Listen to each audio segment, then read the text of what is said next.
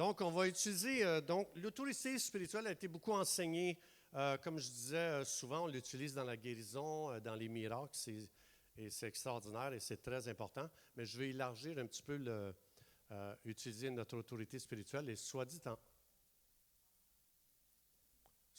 en passant, c'est mon fils qui est en arrière. Est-ce que vous connaissez Sébastien? Appelez-le.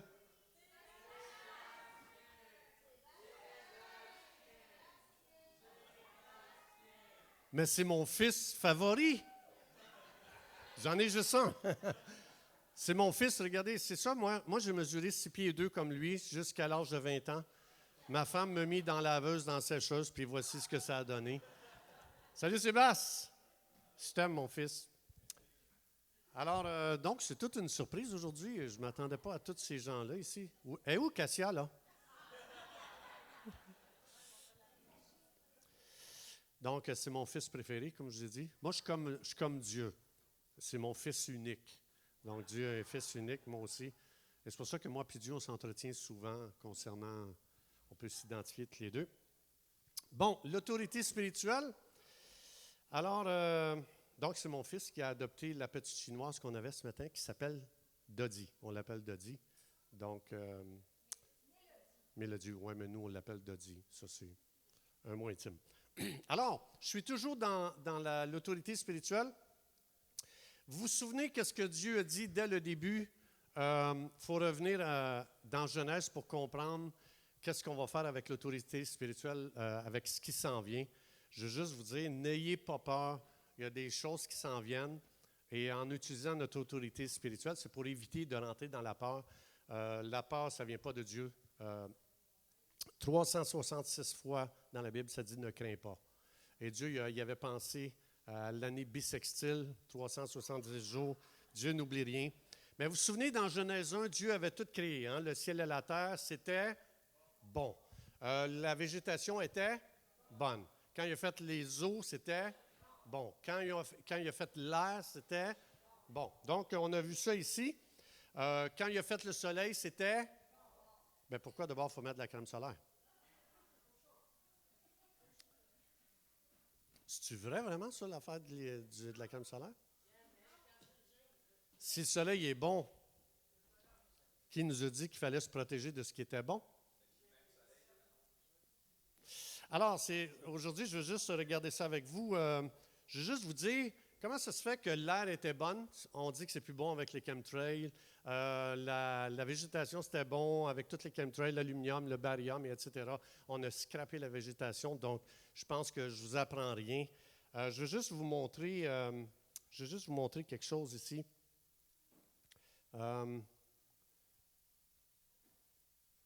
Donc, Dieu avait dit que tout était bon. Je veux juste qu'on regarde quelque chose ici. Dites-moi ça, est-ce que c'est bon? Là, on est en Corée du Sud. Est-ce que c'est bon, ça? Non. Alors, donc, vous voyez ici en Corée du Sud, complètement inondé. J'ai vu plusieurs vidéos cette semaine partout dans le monde, de la sécheresse, des inondations. Ça n'arrête pas de droite et à gauche. Moi, je veux savoir, est-ce que notre autorité spirituelle peut faire quelque chose avec ça ici? Oui? OK. Vous avez eu la bonne réponse. Ce sont faciles, mes questions. Moi, je n'aimais pas les examens à l'école, c'est pour ça que je vous rends la tâche très, très facile. Alors, je vais juste vous montrer ici une émission allemande. Donc, c'est traduit, faites-vous-en pas. Voilà. Alors, je vais... Bon, attendez un petit peu, je vais vous organiser. Ce ne sera pas long. Je vais vous organiser. On est habitué, nous, avec le gouvernement. Harp, le faiseur de météo secret. Depuis de nombreuses... OK. Ça marche, hein? Oh, oh, oh. On prend de l'expérience. Alors, ici, je veux juste... bon, écoutez bien ça. Je vais mettre un peu de volume, là. J'imagine que c'est tous des gens à la retraite, donc vous avez de la misère à entendre. OK. On y va. Harp, le faiseur de météo secret. Depuis de nombreuses années, les catastrophes climatiques se succèdent. des inondations dans certaines régions du monde et dans d'autres régions des périodes de sécheresse désastreuse. Pour des météorologues du monde entier, les installations HAARP seraient responsables. Officiellement, les installations en Alaska servent à la recherche sur l'atmosphère terrestre. Une multitude d'antennes produisent un fort rayonnement dans l'atmosphère terrestre. Dans le brevet américain 4686605, on peut lire « La manipulation de la météo est possible par exemple par le changement de répartition des vents dans l'atmosphère supérieure et la méthode et appareil pour modifier une région de l'atmosphère terrestre. Ainsi, par exemple, des zones de haute et de basse pression peuvent localement être emprisonnées sur une longue durée, ce qui permet de déclencher à volonté une sécheresse catastrophique ou des inondations terribles dans un pays. Ces installations HAARP sont réparties sur toute la planète. Voilà. Alors voilà pourquoi est-ce qu'on a dévié de Genèse 1 à aujourd'hui.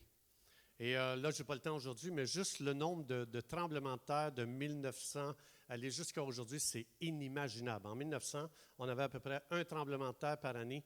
Et maintenant, plus qu'on avance à travers les années, c'est inimaginable. Et ici, il vient juste de le dire, la cause de ça, c'est quoi? Le système HAARP. Avec le système HAARP, on peut créer des inondations, des tornades, des tremblements de terre. On peut tout faire. J'ai une vidéo, là, c'est juste que je ne veux pas passer mon temps là-dessus, mais ils ont reçu de la neige au mois de juillet au Texas. Je ne sais pas si vous avez vu la vidéo, au mois de juillet. Et tu vois les gens du Texas commencer à pelleter. Il n'y a rien qu'ils ne peuvent pas faire. Et ce que ça veut dire, c'est que les gens, quand cet outil-là tombe entre les mains des mauvaises personnes, bien, il faut savoir que tout va dévier de Genèse chapitre 1. En Dieu avait tout fait ce qui était bon. Et puis ici, on voit, l'eau n'était pas supposée de faire de mal aux gens. Les rivières n'étaient pas supposées de faire de mal aux gens. Les mers, les vents, la pluie, le soleil n'étaient pas supposés de faire mal à personne. Et c'est ce qu'on voit, hein? Tout était bon. Et quand tu regardes aujourd'hui tout ce qu'on nous dit sur la création, on se demande qu'est-ce qui s'est passé de Genèse 1 au mois de septembre 2022. Alors, c'est très simple, c'est que les hommes ont étudié énormément comment ça fonctionne, toute la nature, et puis l'homme manipule maintenant la nature d'une façon inimaginable et avec des mauvaises fins. Alors, moi, ma question, c'est pour ça que je veux parler aujourd'hui de l'autorité spirituelle, parce qu'avec ce que j'ai entendu, on n'a pas préparé un avenir agréable avec ces gens-là qui manipulent la température. Et de là, je veux savoir, est-ce que notre autorité spirituelle peut faire quelque chose face à tout ce qu'ils font dériver de Genèse chapitre 1? OK. Avez-vous des exemples bibliques? OK, non, OK, je ne vais pas vous piéger. Je ne vais pas vous piéger, vous êtes mes amis. OK?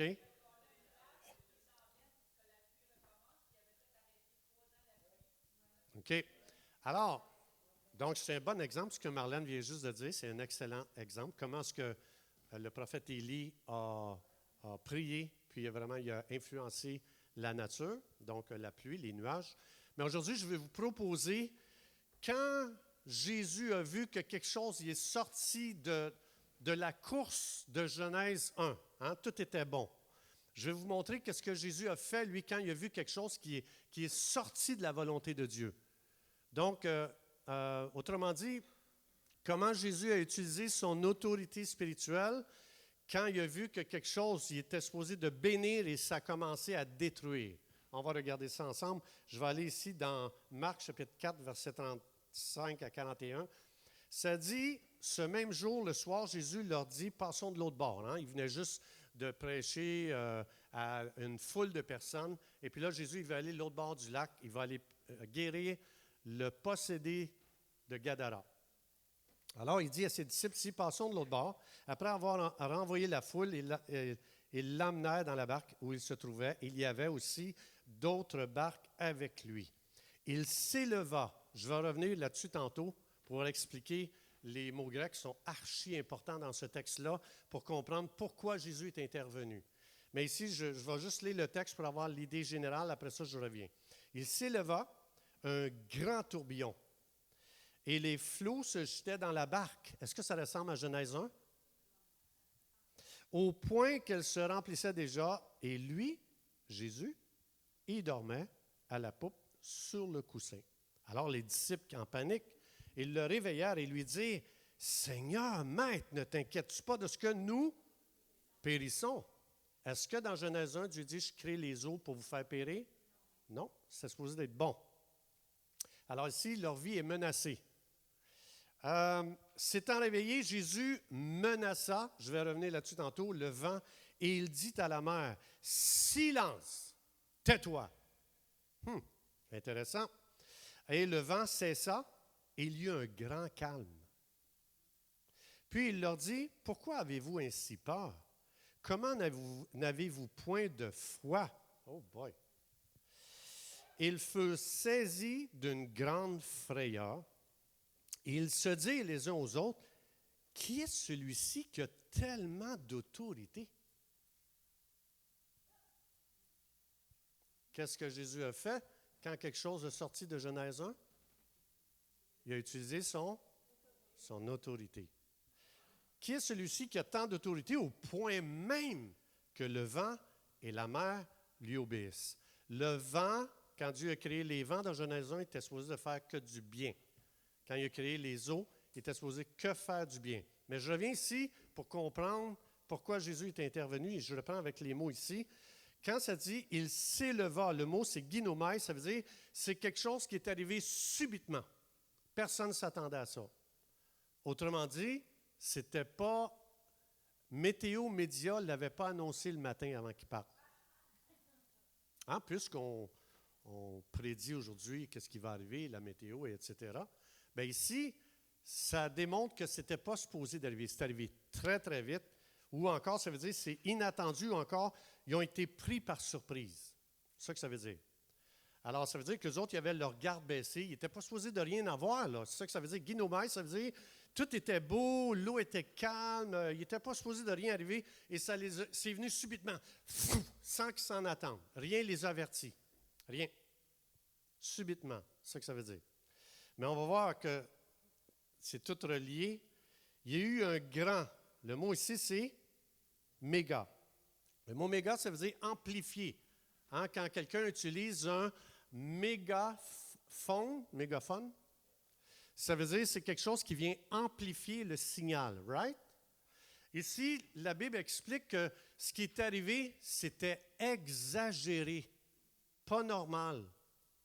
Ça veut dire qu'il y a quelque chose derrière la nature qui est venu amplifier la tempête, au point que ça l'a tourné comme un ouragan, des tourbillons, une tempête extraordinaire, pas normale. Et Jésus ici, regardez bien qu'est-ce que Jésus va faire. Jésus s'étant réveillé, il menaça. Le mot ici, épitimao, ce que veut dire ce mot-là, ça veut dire il reprend quelque chose parce qu'il est hors track. Ça ne vous fait pas penser à quelque chose? Genèse 1, les vents sont supposés te faire du bien. Là, tu nous fais du mal. Je te corrige et je te reprends. Parce que tu es sorti de la volonté de Dieu de Genèse 1. C'est ça que Jésus, pour ça ici, il va reprendre dans le but de corriger la trajectoire que la nature était supposée de suivre.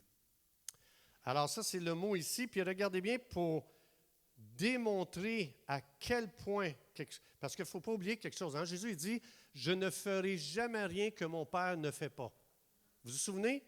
Ça veut dire, si c'était de Dieu, cette tempête, est-ce que Jésus se serait levé pour menacer ce que Dieu faisait? Ce que ça veut dire, c'est qu'il y a beaucoup de gens sur cette terre se soumettent à plein d'épreuves et à plein de tempêtes dans leur vie que ce n'est même pas de Dieu. Ah, ben si Dieu le veut, écoute, le feu a ramassé ma maison, la tempête a ramassé ma maison, mais si Dieu le veut, ben je bénis Dieu parce que tout concourt au bien de ceux qui aiment Dieu. Jésus n'a pas dit toute chose, cette tempête concourt au bien. Il n'a pas dit ça. Il a dit, toi, tu es complètement en dehors de la volonté de mon Père. Jésus dit, je ne ferai jamais rien si mon Père ne le fait pas. Alors, Jésus regarde son Père dit, c'est quoi ça? Je n'ai jamais dit ça en Genèse 1. C'est pas supposé de faire ça. Et c'est de là que Jésus avait l'assurance, la conviction et la fermeté de faire ce qu'il va faire ici. Ce qu'il va faire, il va dire « Silence, tais-toi ». Et ce mot-là ici, « phimou », ce que ça veut dire « museler ». En grec, ce mot veut dire « museler ». Maintenant, une muselière, on met ça à qui? Ah, moi, je vois des fois des pitbulls. Les gens promènent leur pitbull et vous savez qu'ils ont une réputation de... S'ils mordent quelqu'un, t'es fini. On leur met une muselière autour du museau. Et ça, ce que ça veut dire, c'est que j'ai peur parce que je ne suis pas sûr qu'il va se contrôler. Quand Jésus a dit ce mot-là, ici, quand il a utilisé ce mot-là pour expliquer « je te muselle », il est en train de dire « toi, tu es imprévu. » On muselle un chien, un pitbull, parce qu'il est imprévisible. Tu peux marcher sur la rue, puis tout d'un coup, paf, inattendu, il peut mordre quelqu'un. Et c'est de là que Jésus utilise « cette tempête est sauvage. » Tu n'es pas supposé te faire de mal. Tu ressembles à un pitbull qui fait du mal, qui n'a jamais été créé pour faire ça. Et c'est de là que Jésus s'est levé. Il a utilisé son autorité, puis il dit, « Puisque je connais, basé sur ce que mon Père a fait dans Genèse 1, tu es hors volonté de Dieu. » Et comme je vous ai expliqué, quand un policier il a une autorité, son autorité, c'est pour ramener l'ordre. Alors Jésus dit, « Tu vis en désordre.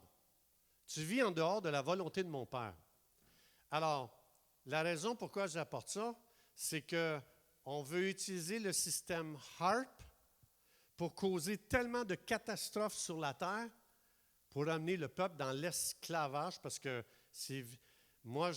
on ne l'annonce pas aux nouvelles parce que les gens se réveilleraient et les gens paniqueraient et les gens se soulèveraient. Ils se poseraient des questions puis ils feraient des recherches. Et je vous le dis, moi, je suis un petit peu qu'est-ce qui se passe. Même les tremblements de terre, j'ai regardé qu'est-ce qui se passait avec les tremblements de terre. C'est inimaginable qu'est-ce qui se passe sur la terre. Inimaginable. Mais on nous garde ici, on nous divertit de peur que les gens se réveillent et qu'ils font comme Jésus, dire « Je me lève et j'utilise l'autorité que Dieu m'a donnée parce que je connais la volonté de Dieu dans Genèse 1 et les hommes ont manipulé la volonté de Dieu de Genèse 1, que tout était supposé de faire du bien. Je n'étais pas supposé de mettre de crème solaire. Je n'étais pas supposé, le soleil a été créé pour être bon. On a juste à ne pas y aller trop longtemps. Mais ça se pourrait-tu qu'on dise mettre de la crème solaire pour empêcher la vitamine de traverser? Ah, je ne sais pas, là, c'est juste... Ça vient de me traverser l'esprit, là. Merci, Saint-Esprit. Alors, puisque tout ce que Dieu a fait est bon, mais Dieu savait que l'être humain, des gens avec un cœur corrompu, méchant, il utiliserait tout ce que Dieu a fait de bon et il transformerait tout. Puis c'est pour ça que j'ai amené un message que ça dit « Tout est sanctifié » par la parole et par la prière. Ça veut dire, tout est sanctifié par la parole. La parole dit, tout a été créé pour me faire du bien. OK, je sais ce que Dieu veut. Maintenant, là, je peux rentrer dans la sphère de la prière. Autorité spirituelle, décréter, déclarer, lier, délier. Exactement, exactement. Je t'aime, mon frère. Alors, c'est comme... Je vais paraphraser le verset ici. Regardez bien. Je vais le paraphraser. Jésus, il a décidé d'aller faire du bien à quelqu'un de l'autre bord du lac, le possédé de Gadara. Satan a dit, je vais vous piéger dans votre traversée sur le lac. Alors Satan a dit, je vais agir comme un sauvage. Et pas juste ça, je vais agir comme un sournois. Je vais vous prendre par surprise. Parce que si on avait su qu'il y avait une tempête, on se serait préparé. Et pour moi, l'humanité a été prise par surprise en 2020. Subitement, personne ne s'en attendait. Paf! On ouvre la télévision et il s'est levé une tempête sur la planète Terre entière. Et puisqu'on a été pris par surprise, nos gardes étaient baissées. Quelque chose de sauvage qui n'était pas muselé et que Dieu attendait que quelqu'un utilise son autorité spirituelle pour museler ce qui faisait mal aux êtres humains.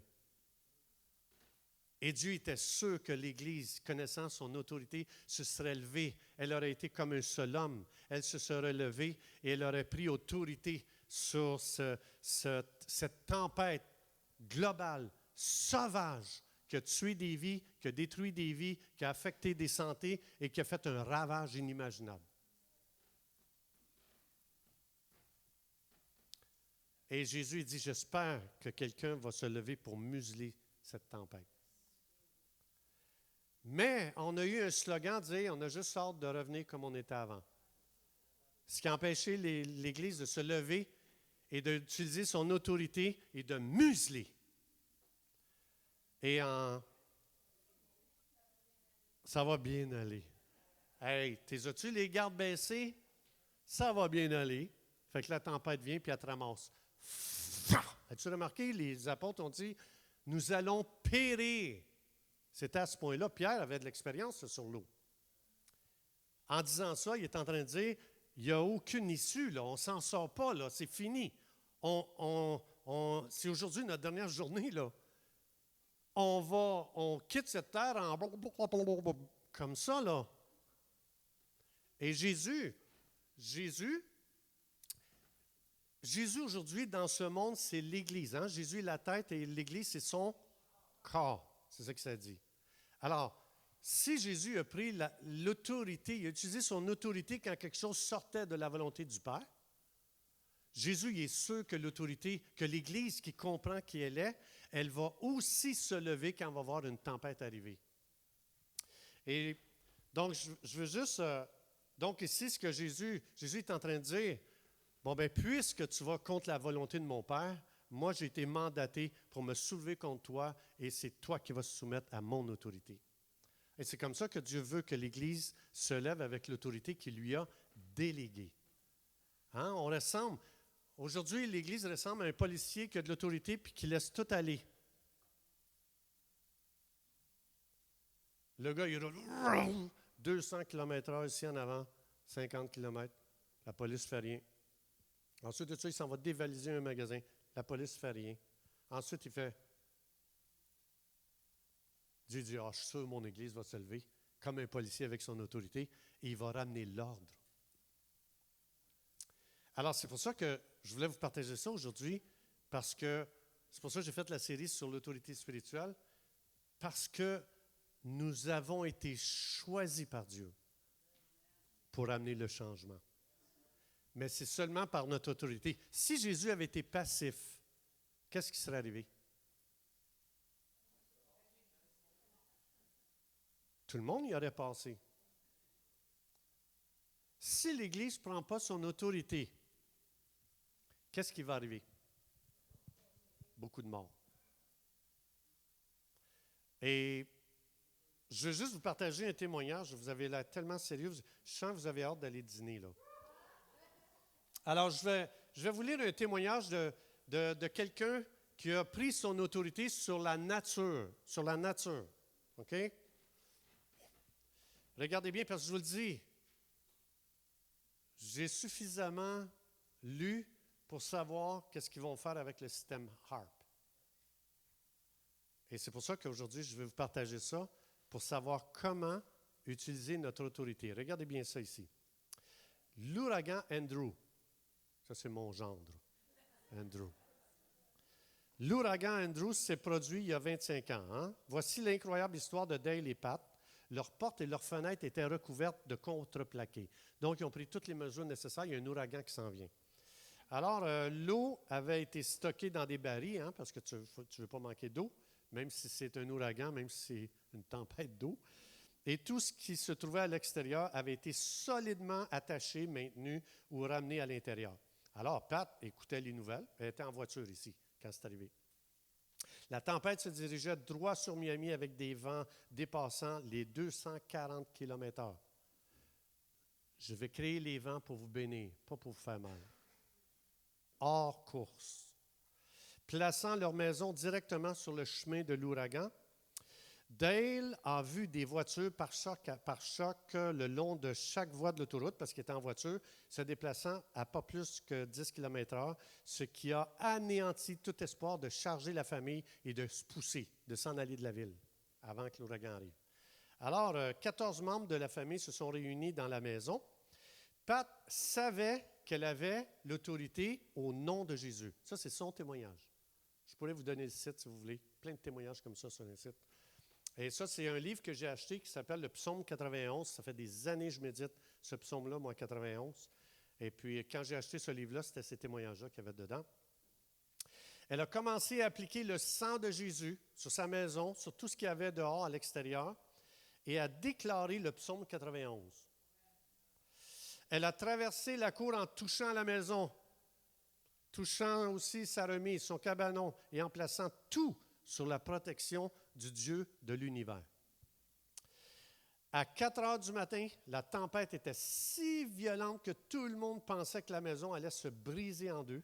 On aurait dit le bruit d'un jet décollant de la piste. T'imagines? Le toit se convulsait, mais continuait à tenir en place, par miracle. Le dernier rapport de la météo à la télévision, avant qu'il manque d'électricité, indiquait des vents de 265 km/h. Alors, des objets lourds frappent la maison si fort qu'ils pensent que ce sont des voitures qui frappent l'extérieur de leur maison. T'imagines le boom que ça faisait? Alors, lorsqu'ils ont enfin pu sortir le lendemain matin, la scène ressemblait aux images d'un film montrant une ville bombardée, évidemment. Leur maison était la seule, avec leur hangar, qui était intacte. Tout ravagé tout le tour, une maison intacte avec un cabanon intact et toutes les choses dans sa cour intactes. Harp a été créé par Andrew. Andrew a été créé par Harp. Et eux autres, ils ont compris que nous avons l'autorité et ils ont placé le sang de Jésus sur la maison, sur le cabanon. Ils ont placé tous leurs avoirs sous la protection du Dieu vivant. Et qu'est-ce qui est arrivé? Regardez qu'est-ce qui est arrivé. Leur propriété ressemblait à un oasis dans un désert et est rapidement devenue, bien évidemment, un site d'attraction touristique. Les voisins étaient consternés lorsqu'ils ont vu les dégâts dans le quartier par rapport à leur maison. Un homme s'est montré suspicieux et a dit « Vous avez encore prié, vous autres, hein? » Pat a expliqué qu'elle avait parcouru sa propriété et prié le psaume 91. Voilà votre autorité. Alors, il lui a demandé d'étendre ses frontières de prière. Peux-tu prier, s'il vous plaît, pour tout notre quartier? On en a besoin d'aide. Leur déclaration a été la suivante. Le psaume 91 est et sera toujours notre refuge dans toutes les tempêtes.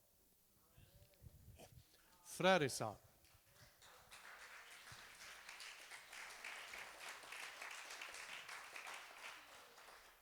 on donne toute la gloire à Dieu, puis aussi à ces gens qui ont utilisé leur autorité. Je dis ça parce que je sais que dans les jours, les semaines à venir, les mois à venir, ils ont préparé des choses pour faire beaucoup de mal à l'humanité. Mais au lieu de rentrer dans la peur, au lieu de paniquer, je propose à chaque personne ici qu'on se donne la main. La prochaine fois que je vais parler du sujet, je vais donner l'agenda 2030. Et j'aimerais ça qu'on prenne chaque point de l'agenda 2030, qu'on applique le sang de Jésus sur chaque point qui est pour faire mal à l'humanité. Et on va appliquer le sang de Jésus sur chacun des points. Et ensuite, ce qu'on va faire, on va placer chaque point, on va lier ces points-là. Hein? Faut être pratique, l'Église. On va lier Thérèse n'est pas ici, hein? Elle est à la garderie.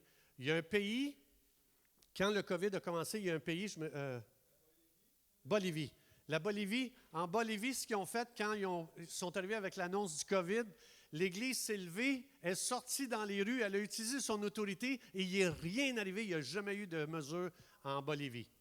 Parce que l'Église a compris son autorité. Et elle s'est levée, elle a lié ce mensonge. Et elle a commencé à prendre autorité et ils n'ont jamais été capables de rien faire en Bolivie. Ça, c'est la puissance de l'Église qui comprend son autorité. Et c'est pour ça que je pense, les fils d'Issachar discernaient les temps pour savoir, avoir la sagesse pour savoir quoi faire. Alors, le temps dans lequel on est, quand ça a commencé en 2020, c'est les portes qui ont commencé à ouvrir de l'état profond pour commencer à faire mal à l'humanité. Et je veux juste vous dire, vous avez tellement d'autorité et de puissance en vous. Comme Jésus a dit, ce que j'ai fait, vous pouvez le faire. Et non seulement vous pouvez le faire, mais vous pouvez en faire encore plus. Ah! Si tu as fait ça dans une tempête, Jésus, puis tu dis, je peux le faire. Puis tu dis, je peux faire plus que ça. Bien, le témoignage de Pat et Dale, je pense, me prouve que les croyants ils ont une telle autorité que même l'ouragan le plus fort qu'on n'aura jamais vu n'est pas capable de vous toucher. Psaume 91, ça dit que 1000 tombent à ma gauche et 10 000 à ma droite, je ne serai jamais atteint. Les autres, c'est ça qu'ils ont déclaré. Et c'est ce que le monde a vu et les gens ont été témoins de la puissance de placer le sang de Jésus sur nos avoirs et de placer tout ce que Dieu nous a donné sous la protection du Dieu Tout-Puissant de l'univers.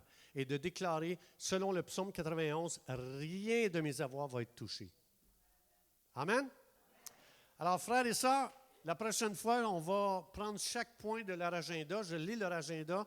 Et puis, ce qu'on va faire, c'est qu'on va ensemble, on va pratiquer ensemble notre autorité. On va prendre chaque point, puis on va ensemble regarder les promesses que Dieu nous a faites. Parce que tout est sanctifié. Sanctifié veut dire ramener à sa pureté originale. Parce qu'on a empoisonné la nourriture.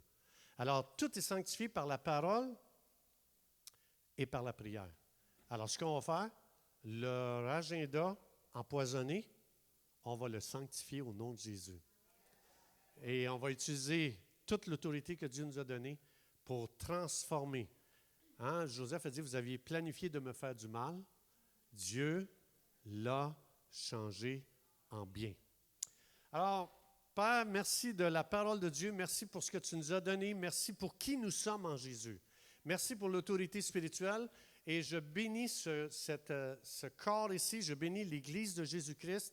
Et je prophétise un nouveau niveau de révélation concernant notre autorité et un nouveau niveau d'utiliser notre autorité pour ramener les choses. Comme Dieu dit, domine sur la création. Domine. Soumets-la. Jésus a soumis les vents et le lac à la volonté de Dieu, comme Dieu voulait dans Genèse 1. Alors, dans le nom de Jésus, je prophétise que nous allons utiliser notre autorité pour être le changement dans notre génération. Dans le nom de Jésus, je vous bénis. Amen. Amen.